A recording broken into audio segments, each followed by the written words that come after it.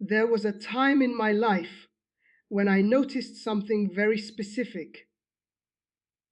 Whenever someone felt financially stuck, they would turn to certain psalms, not casually, urgently. I remember hearing the same conversations over and over again. People weren't just reading scripture for reflection, they were searching for something that would change their situation quickly, something that would break whatever was holding them back. And in the environment I was part of, that idea was taken very seriously. There were specific psalms people would mention, not openly as a formula, but quietly, almost like a shared understanding. If someone was struggling financially, those were the passages they were directed toward. At the time, I didn't question it because it sounded logical. If something is wrong, you find the right words and you fix it. That was the mindset. So when I saw people repeating certain psalms with intensity, with focus, with expectation, I assumed something powerful was happening.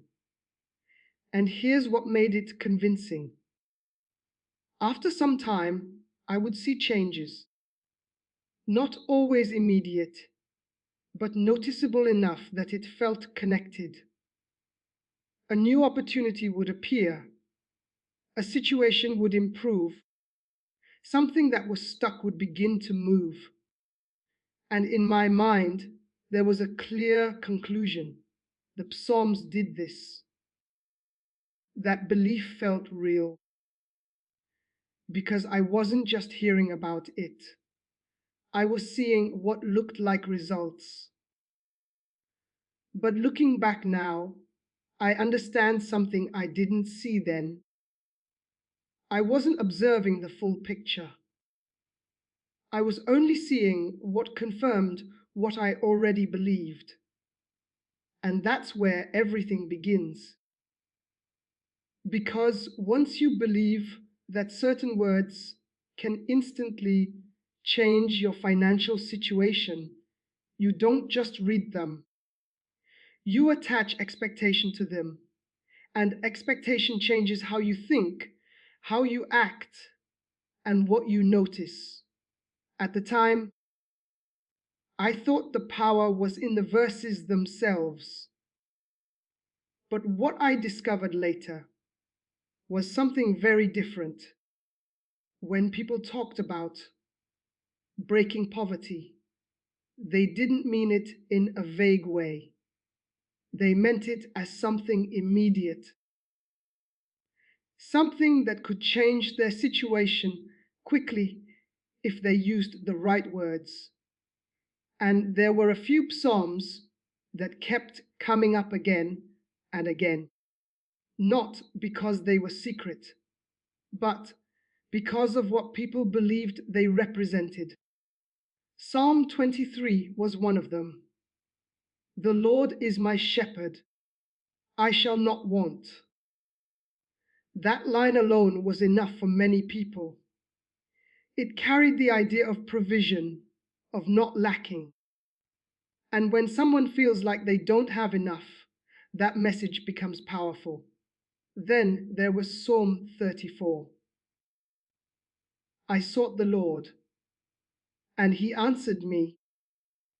He delivered me from all my fears. For someone under financial pressure, fear is often the biggest weight.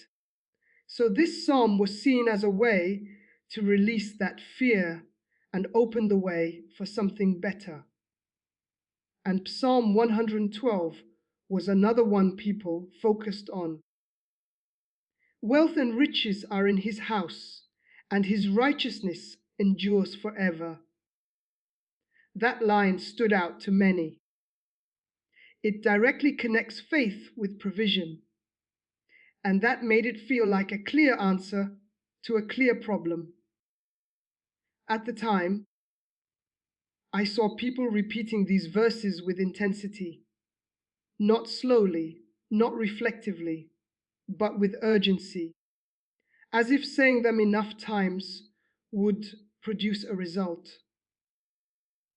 And that's where the mindset becomes important, because when you approach something with urgency, your entire state changes. You become focused, determined, emotionally invested, and that investment makes everything feel more real. I remember watching someone go from feeling completely stuck to suddenly feeling hopeful after focusing on these psalms. Their posture changed, their tone changed, their thinking changed, and from that point forward, they started acting differently. They became more confident, more open to opportunities, more willing to take action. But at the time, I didn't connect those changes to their behavior. I connected them to the words. I thought the Psalms had activated something. But what I was actually seeing was a shift in mindset. And that shift is what starts to change everything. This is the part that convinced me the most. Because after people focused on those Psalms, things often started to change. Not in a dramatic, overnight way, but gradually. And that gradual change felt like proof. I remember watching someone who had been stuck for months suddenly begin to move forward. They became more active. They started reaching out to people. They followed up on opportunities they had ignored before. And within weeks, something shifted. A new opportunity opened. A connection led to something useful. A situation improved.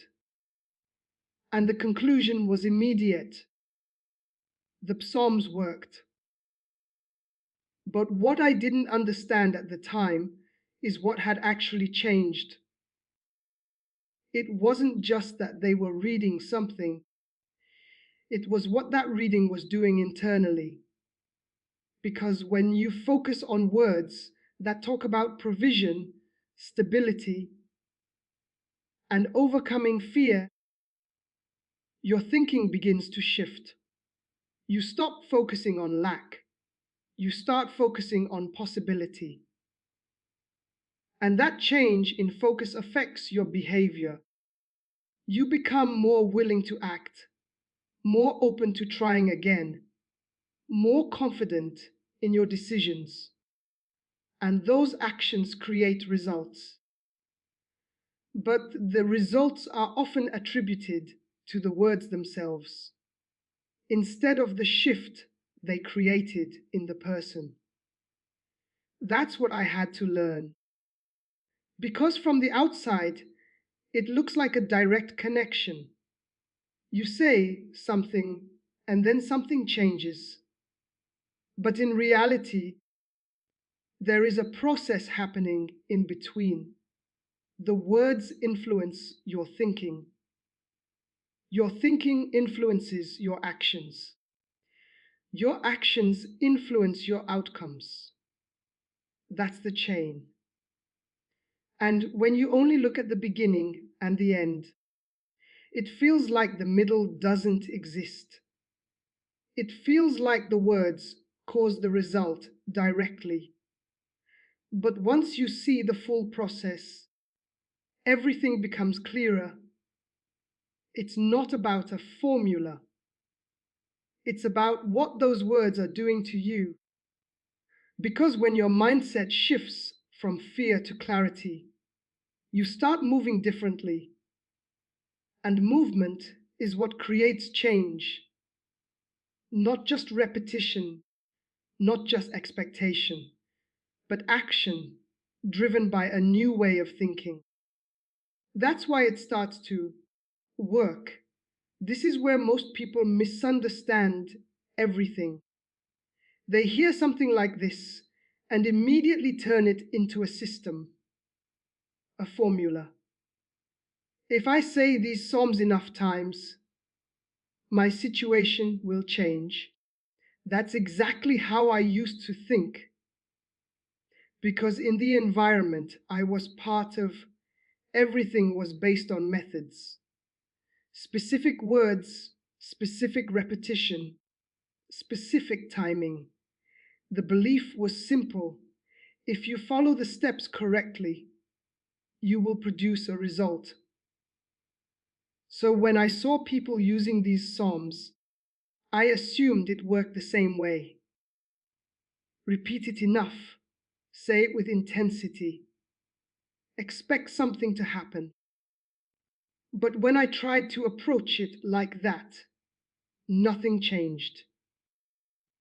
Not because the words had no value, but because I was using them incorrectly. These Psalms are not formulas. They are not tools to control outcomes. They don't work through repetition alone. They work through understanding. Because if you say the words, but your thinking stays the same, still focused on lack, still driven by fear, still expecting something external to change everything, then nothing actually shifts. You are still operating from the same place, just with different words. That's not transformation, that's repetition. The real shift happens when you understand what the Psalms are doing internally. They are redirecting your focus from scarcity to provision, from fear to stability, from doubt to clarity. And that shift cannot be forced. It has to be accepted. I remember the moment this became clear to me. I stopped trying to use the Psalms as a method, and I started reading them slowly, letting each line settle. No pressure, no urgency, just understanding. And that's when something changed. My thinking became clearer, my reactions became calmer, my decisions became more intentional. Not because something external suddenly opened, but because something internal stabilized. That's the difference between a formula and truth. A formula tries to control outcomes. Truth changes how you see and respond to them. And once your response changes, your results begin to follow naturally. So what do these Psalms actually do? Not what people claim, not what you've heard, but what they really do in your life. They stabilize you. That's the simplest and most honest answer. Because the real struggle I kept seeing was not just financial, it was mental. People felt overwhelmed, uncertain, constantly thinking about what they didn't have. And that kind of thinking creates pressure. It makes every situation feel heavier. It makes every delay feel like failure. It keeps you stuck in a cycle of worry. But when someone truly understands these Psalms, something begins to shift. They stop focusing only on what's missing.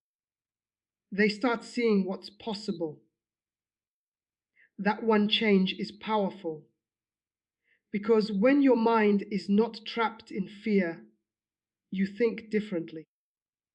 You notice opportunities you ignored before. You take steps you avoided before. You respond with clarity instead of panic. And that's what begins to change your situation. I remember seeing this clearly after stepping away from that old mindset. The people who experienced the most change were not the ones repeating the most. They were the ones who actually understood what they were reading. They became more grounded, more consistent, more focused on real actions. And over time, their lives reflected that. Not instantly, but steadily. That's the part most people miss. They are looking for something immediate, something that will change everything overnight. But real change doesn't usually happen that way. It builds, step by step, decision by decision. And these Psalms support that process by changing how you think. They remove the weight of fear. They replace it with clarity. And when you are clear, you move differently. You make better decisions. You stay consistent.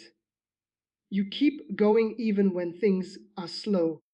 That's what actually breaks the cycle of being stuck. Not a single moment, but a new direction. And once that direction is set, everything begins to open over time. So, how do you actually use this in your life? Not as a formula, not as something you repeat out of urgency, but in a way that truly creates change. The first step is simple, but most people skip it. Slow down. Don't rush through the words. Don't repeat them quickly, hoping something will happen. Take one line at a time and actually understand what it means. When you read, I shall not want, don't just say it. Ask yourself what it means to live without constant fear of lack. Let that idea settle, because understanding is what creates the shift. The second step is this: watch your thinking during the day. It's easy to feel calm while you're reading something positive. But the real test is what happens after. When a challenge appears, when something doesn't go as planned, that's when your mindset shows. Do you go back to fear, or do you stay grounded? This is where the Psalms become real. Not in the moment of reading, but in how they influence your response afterward. The third step is the most important. Act from clarity. If your thinking has shifted, your actions should follow. Reach out for opportunities. Take steps you've been delaying. Make decisions without overthinking. Because once your mind is clear, action becomes easier. And action is what creates movement. I remember the moment this clicked for me. I stopped expecting something to happen to me and started focusing on what I could do next. And everything changed from that point. Not instantly, but consistently, because I was no longer waiting. I was moving. And that's the difference. Many people stay stuck because they are waiting for something external to change their situation. But when you understand this properly, you realize that the real change begins internally. And once that internal shift happens, your external results begin to follow, step by step, choice by choice. That's how you apply it the right way, not by chasing instant results, but by building a mindset that creates them. If there's one belief that kept people stuck the most, It was this ideas that everything could change instantly. One psalm, one moment, one sudden breakthrough. And just like that, all financial struggle would disappear. I believed that for a long time because it sounds powerful, it sounds hopeful, but it also creates a problem. It makes you overlook the process because when you expect everything to change instantly, you become impatient. If results don't appear quickly, you feel like something isn't working. You start questioning, doubting, even repeating more intensely, trying to force a result. And that leads right back into frustration. I saw this happen again and again. People would feel hopeful at first. They would read with focus, with expectation. But when their situation didn't change immediately, that hope would turn into pressure. Why is nothing happening? Am I doing something wrong? And those questions pulled them back into the same cycle they were trying to escape. What I had to understand is this: real change is not usually instant, it's consistent, it builds over time through small shifts that lead to bigger outcomes. And once I accepted that, everything became clearer. I stopped chasing sudden breakthroughs. I started paying attention to steady progress. A better decision here, a new opportunity there, a step forward, even if it was small. Those things matter more than one dramatic moment because they create a foundation. And once that foundation is strong, your situation begins to change in a way that lasts. That's the truth most people don't want to hear, but it's the truth that actually works. Because when you stop expecting everything to change overnight, you remove the pressure. You allow yourself to focus, to act, to stay consistent. And consistency is what produces results.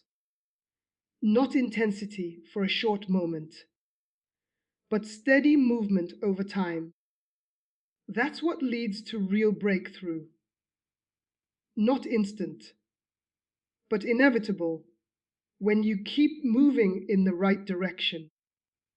After everything I've seen, everything I believed, and everything I had to unlearn, one truth became clear to me. There is no single moment that changes everything. There is a direction that changes everything. Because poverty is not just about money. It's about how you think, how you decide, how you respond when things don't go your way. And until that changes, nothing else truly lasts. What these Psalms can do, when you understand them properly, is shift that direction. They quiet the fear that keeps you stuck. They remove the pressure that leads to bad decisions. They replace confusion with clarity. And once your mind is clear, you begin to move differently. You stop reacting emotionally to every setback. You stop giving up when things slow down. You stop waiting for something outside of you to fix everything. Instead, you take responsibility for your path. Step by step, you start making better decisions, even when they're small. You stay consistent, even when results are not immediate. You keep moving, even when progress feels slow. And over time, those choices build something real. That's the part I wish I had understood earlier, because I spent years looking for something instant, something that would suddenly remove every struggle. But what actually works is much simpler: clarity, consistency, direction. Those three things change everything. And once they are in place, your situation begins to shift. Not all at once, but in a way that lasts. So if you take anything from this, let it be this: don't chase a single moment, build a new direction. Because when your direction changes, your results follow. And that is what truly breaks the cycle, not instantly, but completely. By the time I reached this stage, I realized that understanding alone was not enough. Knowledge without action is like a lamp that's never lit. It exists, but it doesn't guide you anywhere. The final piece of the puzzle was taking deliberate steps, grounded in clarity. I began to approach every day differently. Instead of reacting to fear or scarcity, I asked myself one question repeatedly: what can I do right now that moves me forward? And that question changed everything. It shifted my focus from what I couldn't control to what I could. Instead of worrying about sudden miracles or external forces, I concentrated on my actions, following up on opportunities I had ignored, being consistent in small, meaningful tasks, practicing gratitude for what was already present in my life, staying patient with processes I could not rush. What surprised me most was how much movement this generated. Small steps, repeated with intention, began to accumulate. Doors I thought were permanently closed started opening. Opportunities appeared in unexpected ways. People responded differently when I approached them with calm and clarity. And the most important part, I no longer attributed every change to chance or luck. I understood that my new mindset, my clear focus, and consistent action was producing these results. This is the real secret. Not a single psalm or ritual can replace focused, intentional action. The psalms and spiritual practices prepare you, align your thinking, and stabilize your emotions. But your response, your action, is what creates lasting change. When you combine internal clarity with external action, you stop feeling like a victim of circumstance. You stop waiting for something outside yourself to change your life. Instead, you take responsibility, you take control, and that is true freedom. Because the moment you act with clarity and consistency, fear and doubt lose their power over you. The cycle of waiting, worrying, and repeating without progress breaks. And the path forward, step by step, becomes visible. That's what I finally realized after all the fear, all the confusion, and all the attempts at instant breakthroughs. Change doesn't happen overnight, but when you take action with clarity, it happens inevitably, steadily, and permanently. Now, after everything I've shared, the question becomes, what do you do next? Because understanding, insight, and clarity are powerful, but only if you act on them. The first step is to commit to a new mindset. Stop believing that external forces control your life. Stop waiting for some instant miracle to fix everything. Understand that true change starts internally with your thoughts, your focus, and your decisions. The second step is to integrate the principles we've discussed. Read and reflect on the Psalms that speak to provision and clarity. Allow their meaning to sink in, not just their words. Observe how your thinking changes and let that guide your actions. The third step is consistent action. Clarity alone is not enough. You must move. Take steps, no matter how small, toward what you desire. Reach out, follow through, and stay disciplined. Every intentional action compounds over time. The fourth step is patience. Results may not appear immediately. Doors may remain closed for a season. But every step you take in clarity strengthens your path. Remember, the process is more important than the instant result. And finally, maintain spiritual alignment. Prayer, reflection, and faith are not magic words. They are tools to steady your mind and guide your focus. They protect you from returning to fear, doubt, and dependence on external forces for control. If you follow these steps, you will notice a shift. Your perspective will change. Your decisions will become more deliberate. Your life will begin to move in ways that feel natural, empowered, and lasting. This is how you break free from the cycle of waiting, fear, and stagnation. This is how you take control of your life, not through manipulation, formulas, or shortcuts, but through clarity, consistency, and deliberate action. And once you do that, you'll realize something powerful. You've never truly been powerless. The power has always been in your hands. And now, finally, you know how to use it.